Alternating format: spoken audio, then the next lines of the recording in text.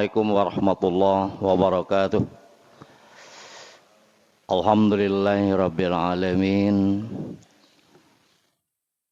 Salatu wassalamu ala asrofil anbiya'i wal mursalin wa ala alihi wa ashabihi ajmain. Asyhadu an la ilaha illallah wahdahu la syarika lah wa asyhadu anna Muhammadan abduhu wa rasuluh. Allahumma shalli ala Muhammad wa ala alihi wa ashabihi ajmain. Rabbi shrah li sadri wa yassir li amri wa hlul 'uqdatam min lisani yafqahu qawli. Shadaqallahul azim. Ya, saya hormati ketua dan jajaran pengurus Masjid Raya. Yang saya hormati bapak-bapak dan ibu-ibu jamaah salat subuh yang dimuliakan Allah. Mari tentunya kita memanjatkan puji dan syukur kehadirat Allah Subhanahu wa taala. Karena berkah rahmat dan karunia-Nya kita masih diberi kesempatan dan kesehatan untuk hadir kembali di masjid yang kita cintai ini dalam rangka rutinitas kita berjamaah salat subuh di pagi hari ini. Selawat beserta salam semoga terlimpahkan kehadirat Nabi besar Muhammad sallallahu alaihi wasallam beserta para sahabat dan para pengikut beliau hingga akhir zaman nanti. Bapak-bapak dan ibu-ibu jamaah sekalian, pada pagi hari ini saya merasa bersyukur kehadirat Allah Subhanahu wa taala bahwa mendapat kesempatan untuk bersilaturahmi dan sekaligus juga memberikan sedikit wejangan di hadapan bapak-bapak dan ibu-ibu sekalian. Mudah-mudahan kehadiran kita bersama pada pagi hari ini mendapat barokah daripada Allah Subhanahu wa taala. Amin ya rabbal alamin. Baik bapak-bapak dan ibu-ibu, pada pagi hari ini saya akan membacakan sebuah ayat di dalam Al-Qur'an, surat Al-Maidah ayat 27 yang berbunyi, A'udzubillahi minasyaitonirrajim. Bismillahirrahmanirrahim. Watlu 'alaihim naba'a bani Adama bil haqq iz qurbanan fatukubbila min ahadihima wa lam yutaqabbal minal akhar. Qala la uqattilunnaka qala innama yataqabbalullah minal muttaqin. Ceritakanlah kepada mereka kisah kedua putra Adam menurut yang sebenarnya. Ketika keduanya mempersembahkan kurban, maka diterima dari salah seorang dari mereka berdua. Dia berkata, "Aku pasti membunuhmu." Berkata yang lain, "Sesungguhnya Allah hanya menerima korban dari orang-orang yang bertakwa." Hadirin jamaah sekalian yang dimuliakan Allah, ayat ini menceritakan tentang kisah dua orang putra Nabi Adam alaihissalam yang bernama Qabil dan Habil. Dalam kisahnya bahwa Nabi Adam dengan Siti Hawa ini setiap melahirkan anak dapat dipastikan melahirkan anak kembar. Dan melahirkan anak kembar ini sepasang, laki-laki dan perempuan. Hanya sekali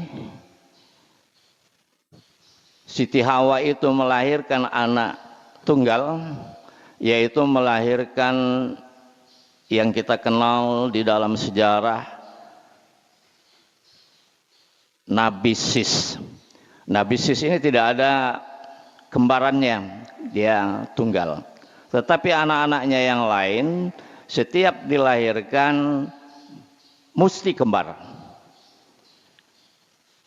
Kondisi ini membuat persaudaraan kandung menurut awal daripada perkembangan manusia bahwa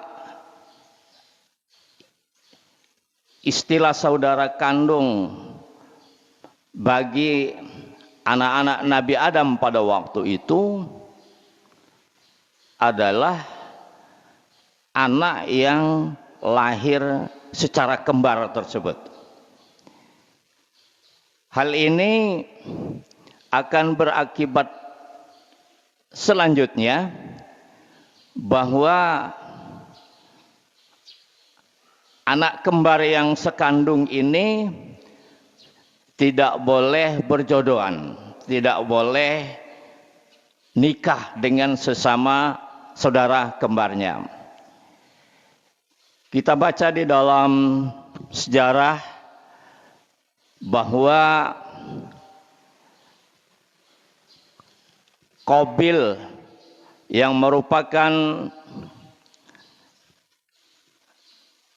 anak pertama daripada Nabi Adam itu mempunyai saudara kembar yang bernama Iklimah. Qabil dan Iklimah ini saudara kembar, otomatis menurut ketentuan pada waktu itu beliau berdua ini adalah saudara kandung. Kemudian anak yang kedua bernama Habil dengan saudara kandungnya yang bernama Labuda. Artinya Habil dan Labuda ini saudara kembar yang kita ceritakan di awal tadi bahwa saudara kembar ini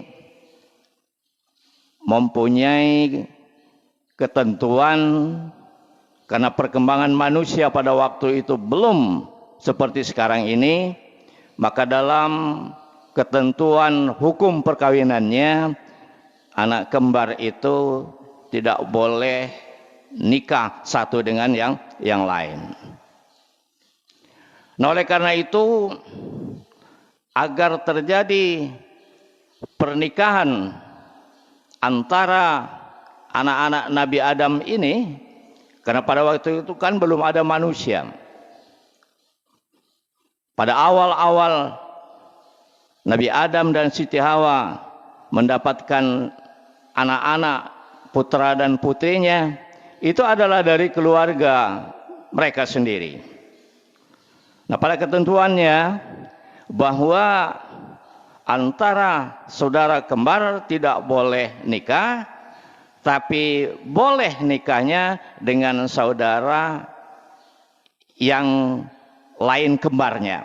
Artinya kalau yang pertama tadi adalah Qabil dengan saudaranya Iklimah tidak boleh nikah, Habil dengan Labuda tidak boleh nikah. Pernikahannya bisa terjadi, katakanlah pernikahan silang. Qabil nikah dengan saudaranya Habil, Habil nikah dengan saudara kandungnya, saudara kembarnya daripada Qabil.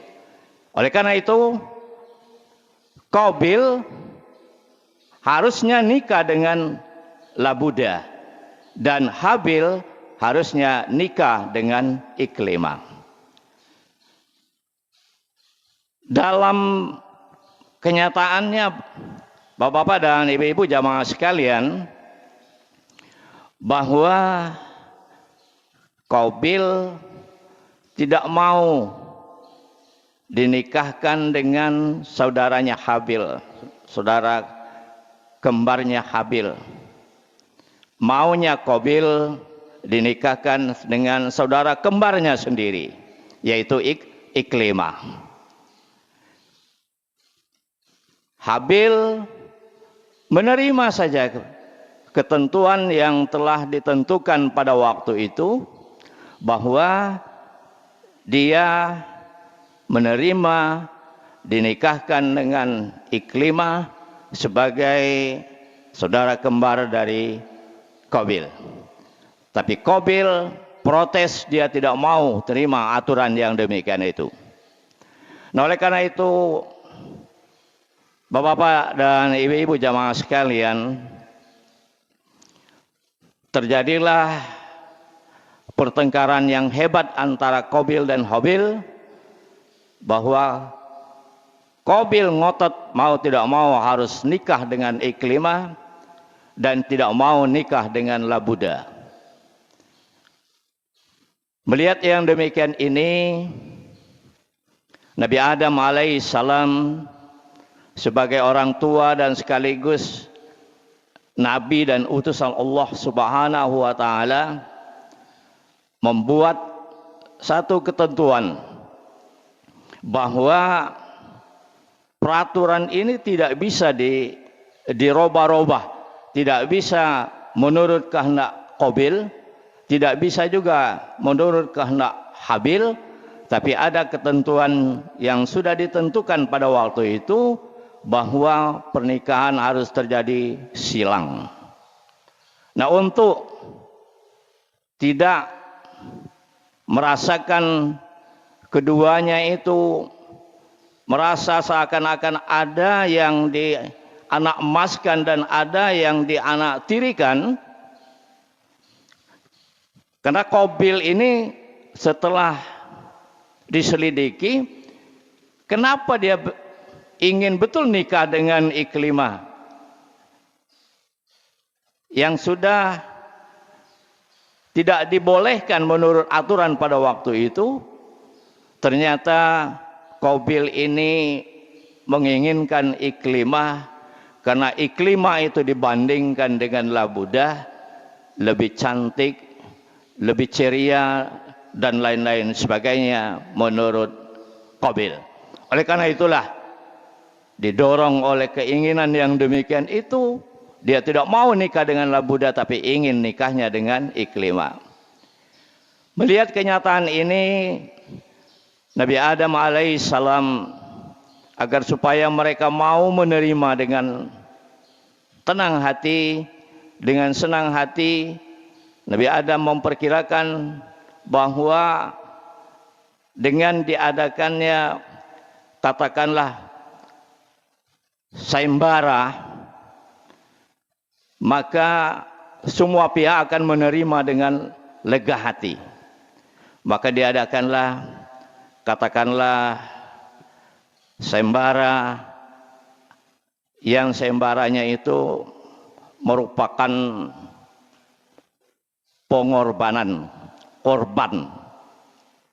Jadi menurut Nabi Adam, kamu Qabil siapkan korban, kamu Habil siapkan korban.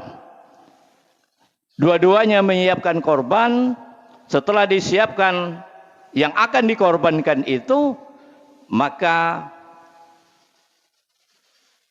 bahan yang akan dikorbankan itu diletakkan di suatu tempat. Apabila korban masing-masing itu disambar oleh api dalam ceritanya itu, maka korban yang bersangkutan itu diterima oleh Allah Subhanahu wa taala, dan dia akan melaksanakan ketentuan hukum perkawinan seperti yang diceritakan di awal tadi. Maka diadakanlah korban, keduanya mengikuti bahwa dua-duanya akan berkorban. Si Qabil karena profesinya sebagai petani, dia akan mengorbankan hasil pertaniannya berupa tumbuh-tumbuhan, berupa sayur-mayur, berupa makanan-makanan dari hutan, untuk dipersembahkan kepada Allah Subhanahu wa taala.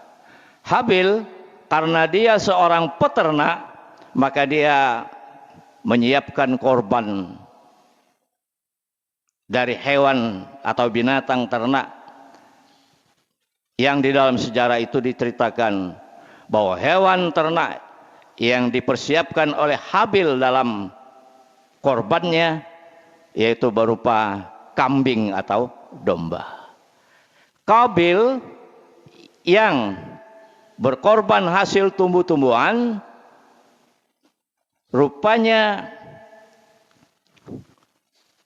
asal-asalan saja yang dia korbankan itu.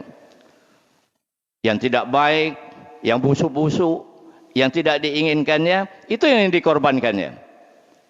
Tapi Habil, dia mengorbankan binatang ternaknya adalah dipilih yang paling baik, dipilih yang paling bagus, dipilih yang betul-betul sesuai dengan aturan dan dengan keikhlasan yang cukup tinggi. Maka Bapak-bapak dan ibu-ibu sekalian, setelah korban-korban itu disiapkan di sebuah tempat, ketika itulah korbannya si Habil berupa binatang ternak, seekor kambing, seekor domba, disambar oleh api, diterima oleh Allah Subhanahu wa taala karena dia memilih korban yang terbaik dan dengan hati yang ikhlas. Tapi sebaliknya, korban si Qabil berupa bahan tumbuh-tumbuhan yang kita ceritakan tadi tidak disambar oleh api, yang berarti tidak diterima oleh Allah Subhanahu wa taala. Nah, oleh karena itu, berdasarkan yang demikian ini, Habil nikah dengan Iklimah dan Qabil nikah dengan Labuda, nikah silang seperti yang kita ceritakan. Nah, oleh karena itu bapak-bapak dan ibu-ibu, hadirin dan hadirat yang berbahagia, walaupun sudah diadakan sayembara seperti itu, korban sudah tahu yang mana yang diterima dan yang mana yang tidak diterima, Qabil masih tetap protes bahwa diterimanya korban Habil itu adalah akal-akalan si Habil saja, kata si Qabil. Akal-akalan si Habil saja, bahwa jodoh si Habil itu adalah sebenarnya Labuda, dan jodoh Qabil saya ini, kata Qabil, adalah Iklimah. Tapi dalam kenyataannya tidak bisa diganggu-gugat lagi bahwa keduanya akan mendapatkan pasangan masing-masing, yaitu pernikahan silang seperti itu. Menghadapi kenyataan yang demikian ini, masih dengan tidak menerima kenyataan dan masih tetap protes dan masih jengkel, akhirnya Qabil marah kepada Habil. Diambilnya lah sebuah batu, batu itu dipukulkannya kepada Habil, dan sekaratlah si Habil, akhirnya meninggal dunia di tangan Qabil yang dipukulkannya dengan batu besar akibat ketidakpuasannya terhadap Habil itu. Bapak-bapak dan ibu-ibu sekalian, dari cerita yang kita ambil dari surat Al-Maidah ayat 27 ini memberikan pelajaran kepada kita bahwa dari awal manusia itu sudah ada benih-benih kebencian dan permusuhan antara satu dengan yang lain. Dalam hal ini kalau kita lihat sekarang ya, kalau kita lihat sekarang, yang Qabil lakukan terhadap Habil itu justru terhadap saudaranya sendiri. Walaupun bukan saudara kembar. Tapi itu adalah saudaranya sendiri. Dan ini menyebabkan bukan hanya sekedar pertengkaran biasa saja, tapi pertengkaran yang membawa kematian akibat daripada kemarahan yang berlebih-lebihan si Qabil terhadap Habil ini. Nah, oleh karena itu, Bapak-bapak dan Ibu-ibu sekalian, dari kisah ini maka barangkali kita mengambil pelajaran besar bahwa terjadinya pembunuhan pertama kali antara manusia itu adalah antara Qabil dan Habil ini. Kemudian terjadi kematian manusia yang pertama juga adalah kematian daripada Habil yang dibunuh oleh Qabil itu. Dan yang perlu juga kita ketahui bahwa terjadinya pertengkaran, terjadinya pembunuhan terhadap adik-beradik ini, kalau kita lihat sejarah, makna daripada sejarah mereka berdua ini, pertengkaran mereka itu diawali dengan merebut seorang wanita yang notabene-nya beranggapan bahwa wanita yang direbutnya itu adalah cantik, menarik, dan sesuai dengan keinginannya, tapi tidak kesampaian, kira-kira begitu. Nah, oleh karena itu, kalau ada sekarang ini ada peristiwa-peristiwa pembunuhan, ya, ada peristiwa-peristiwa pembunuhan, maka orang atau pihak keamanan pasti akan menyelidiki penyebab daripada kematian itu, penyebab dari pembunuhan itu diselidiki dulu. Apakah ada motif-motif asmaranya atau motif-motif yang lain, tapi yang utama diselidiki kalau ada kematian-kematian yang janggal dan lain-lain sebagainya itu, pembunuhan, pemukulan, dan lain-lain sebagainya itu akan diselidiki dari jalur bahwa pembunuhan ini adakah kemungkinan terjadi karena masalah wanita. Dan banyak contoh bahwa banyak pembunuhan-pembunuhan besar, banyak kita lihat di televisi sekarang ini. Bahkan ada ya yang sudah beberapa tahun yang lalu difilmkan kembali, heboh lagi sekarang ini, bahwa motifnya tidak lain adalah awalnya itu adalah masalah merebut perempuan, merebut wanita yang disenanginya. Itu satu yang kita ambil pelajarannya. Yang kedua, dari peristiwa korban yang dilakukan oleh keduanya ini, Qabil dan Habil, bahwa korban yang diterima oleh Allah Subhanahu wa taala itu ada korban yang sesuai dengan ketentuan, korban yang baik, korban yang dikorbankan dengan keikhlasan. Kita lihat dalam kasus itu tadi, dua-duanya memang berkorban. Qabil berkorban, Habil berkorban, tapi pada diri Qabil yang berkorban hasil pertaniannya, dia mengorbankan hasil pertanian yang asal-asalan, kira-kira yang tidak enak lagi, tidak diterima lagi, tidak ada orang yang mau makannya lagi, Yang itulah yang dikorbankan oleh Qabil, dan dengan hati yang tidak menerima, tidak ikhlas. Tapi Habil yang seorang peternak mengorbankan hewan ternaknya berupa kambing atau domba, dia memilih kambing dan domba yang sesuai dengan ketentuan. Memilih kambing dan domba yang paling bagus.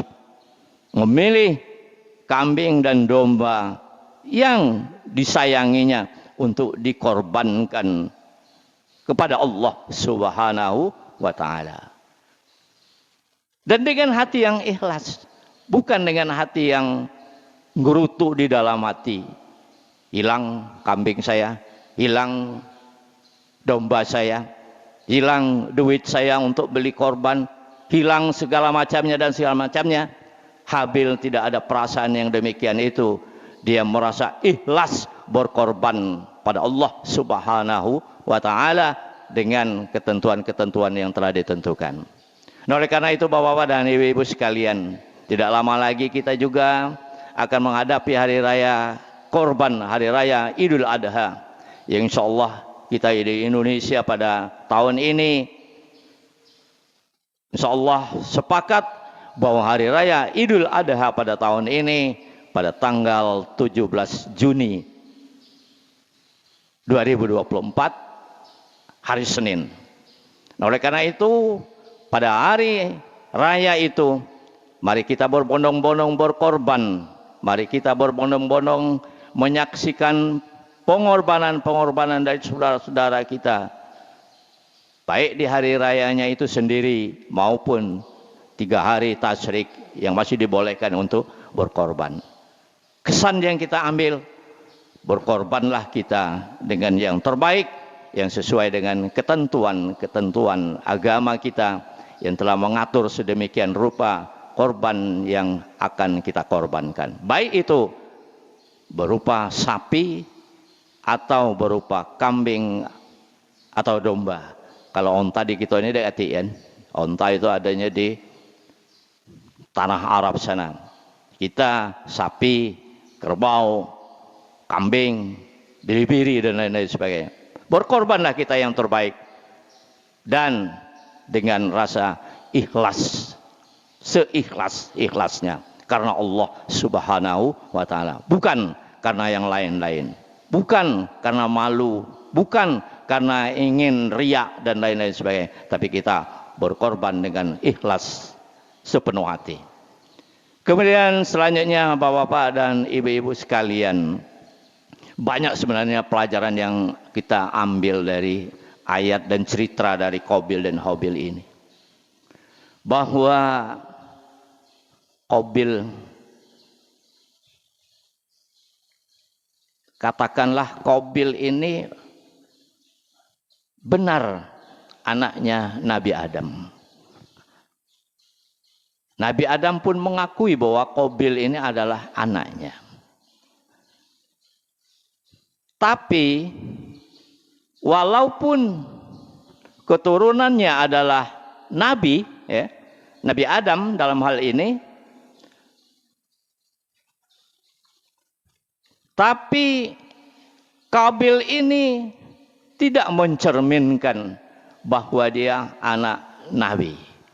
Dalam arti kata bahwa tidak ada jaminan kalau seorang itu keturunannya Nabi, maka dia adalah orang yang baik.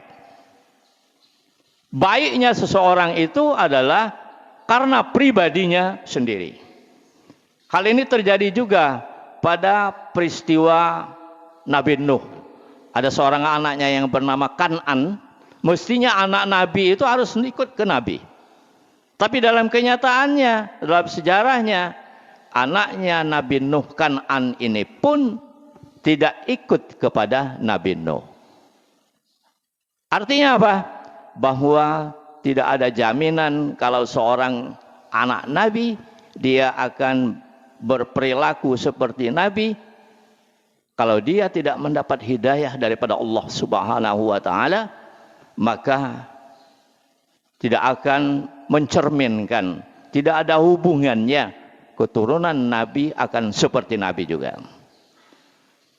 Itu Nabi, bapak-bapak dan ibu-ibu. Itu Rasul, bapak-bapak dan ibu-ibu.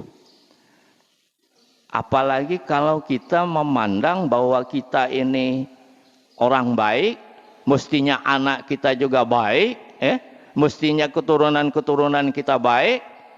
Tapi kalau sejak awal dia tidak dididik dengan baik, tidak diajari hal-hal yang baik, tidak diteladani, dicontohi hal yang baik, bahkan kadang-kadang sudah dicontohi sekalipun, anak-anak itu akan jauh berubah dari keinginan daripada orang tuanya agar menjadi baik, dan kadang-kadang menyimpangnya lebih jauh lagi.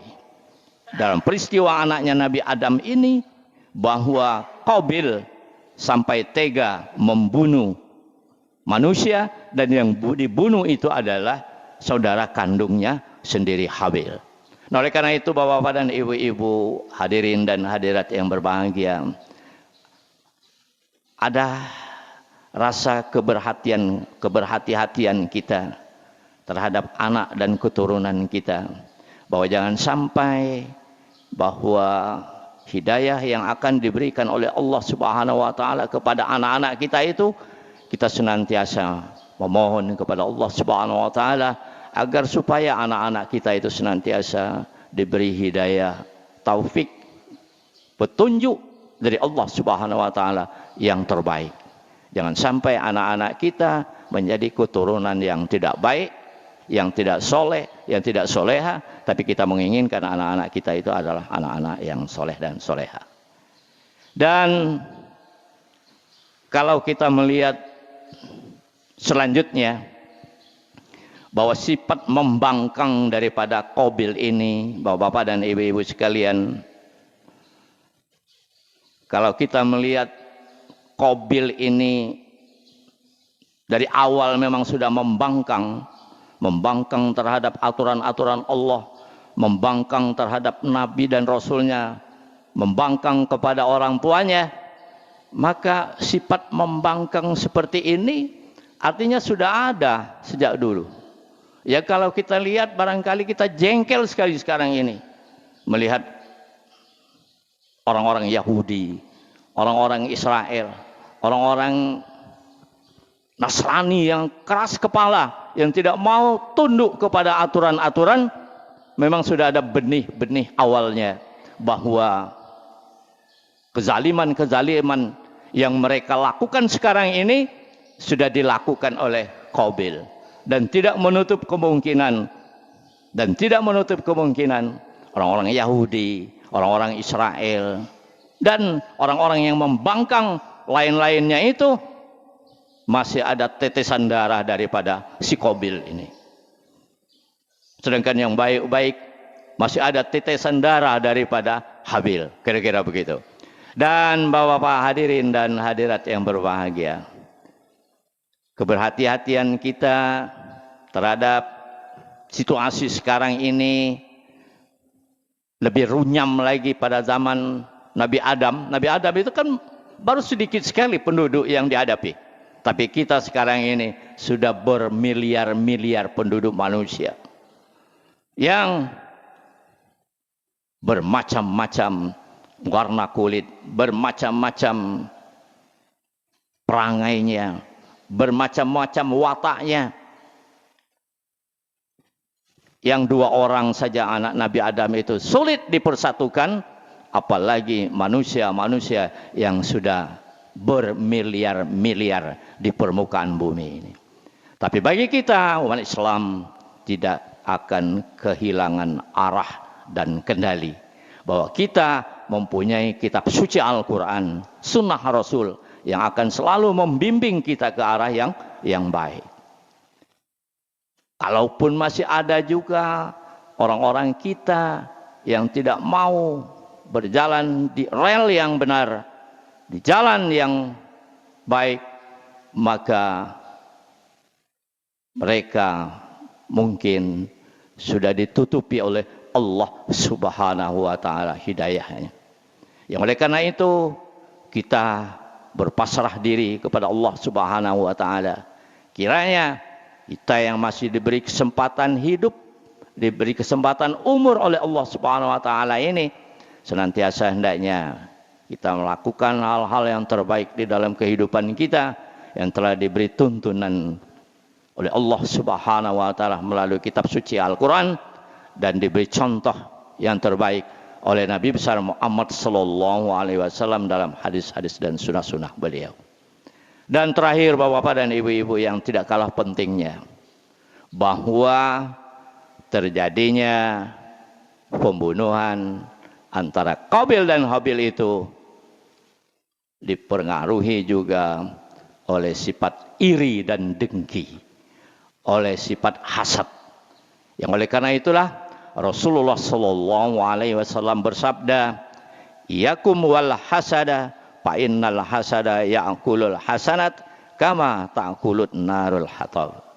Bahwa bahaya daripada dengki, iri hati itu adalah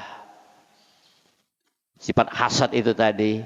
Sifat hasad ini adalah memakan, menghabiskan hal-hal yang terbaik di dalam hidup kita. Artinya, kalau kita mempunyai iri hati, mempunyai iri dengki, kedengkian dan iri hati kita itu menghabiskan kebaikan-kebaikan yang kita kerjakan selama ini.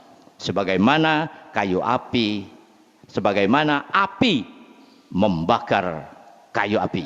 Habis, tidak akan ada sisanya. Yang sisa adalah arang dan debunya saja.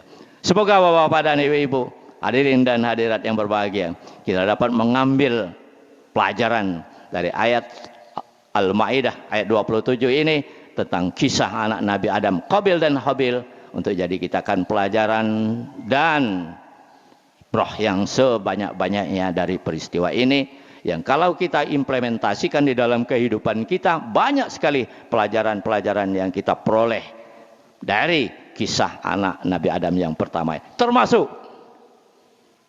Bapak-bapak dan Ibu-ibu, bahwa ketika Qabil bingung untuk menguburkan saudaranya Habil yang dibunuhkannya ini, maka mendapat pelajaran bahwa manusia yang meninggal dunia, manusia yang mati, manusia yang dipanggil oleh Allah Subhanahu wa taala tidak dibuang begitu saja, tidak dilempar begitu saja kemana-mana, akan tetapi dikubur di dalam tanah. Belajar dari burung gagak. Burung gagak yang memberitahukan bagaimana cara mengurus mayat, yaitu mayatnya itu harus dikuburkan ke bumi. Sejak peristiwa itulah manusia, orang Muslim, orang Islam, kalau dia meninggal dunia, dia dikuburkan di dalam tanah, belajar dari si gagak hitam itu tadi. Mudah-mudahan Bapak-bapak dan Ibu-ibu, cerita Qabil dan Habil ini menginspirasi kita semua untuk kita menghadapi kehidupan selanjutnya yang akan datang ini. Dan mudah-mudahan Allah Subhanahu wa taala senantiasa memberi barokah, taufik dan hidayahnya kepada kita semua. Selamat menjalankan ibadah-ibadah kita. Tidak lama lagi kita akan merayakan hari raya Idul Kurban, hari raya Idul Adha. Semoga kita bertemu dengan hari raya Idul Adha yang akan datang ini dalam keadaan sehat walafiat, minal aizin wal faizin, mohon maaf lahir dan batin. Dan tidak lupa juga kita mendoakan semoga jamaah haji kita, calon jamaah haji kita yang sedang berada di tanah suci, khususnya di kota Mekah sekarang ini, dari seluruh penjuru dunia, lebih khusus lagi dari kota Lubuk Linggau, mudah-mudahan mereka semua dalam keadaan sehat walafiat, dapat menjalankan rukun dan wajib hajinya, sunat-sunat hajinya, dan meninggalkan larangan-larangan yang dilarang oleh agama kita, dan akhirnya mereka mendapatkan haji yang sah, pulang ke tanah air menjadi haji yang mabrur serta mabrur. Amin ya rabbal alamin. Wabillahi taufik wal hidayah. Wassalamualaikum warahmatullahi wabarakatuh.